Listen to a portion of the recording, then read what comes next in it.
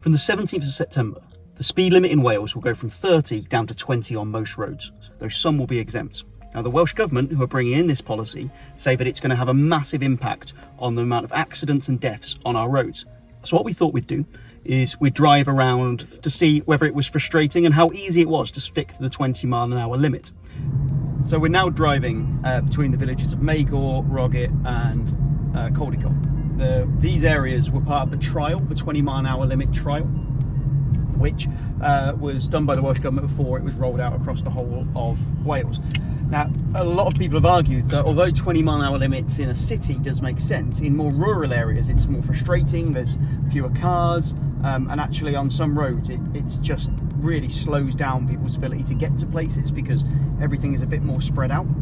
And as I drive this, I do get it. This main road it feels like it should be a 30, maybe even a 40, but there are houses both sides, there's street lights. I am finding it hard to stick within the legal limit.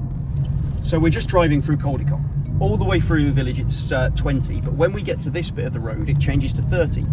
In the original trial, this road was actually 20, but because of a local outcry that this road just couldn't be 20, they've changed it back up to a 30. And as you can see, although there are houses, it's the backs of everyone's house. There's also a school just up here on the left, but it's the back of the school, it's not the entrance. So there is some discretion that's built into the system. There's actually a sign which is just here, which says that it's 20 miles an hour when the lights are flashing.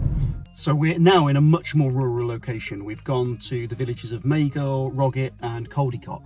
And here the 20-mile-an-hour limit is really quite different because you've got those changes from 40 to 20. You've got much more open roads and you've got people who have behind you who have been going at a much quicker speed. So it's a very different proposition for people living here obeying the 20-mile limit to those living in a city where realistically you don't often get up to 30 anyway.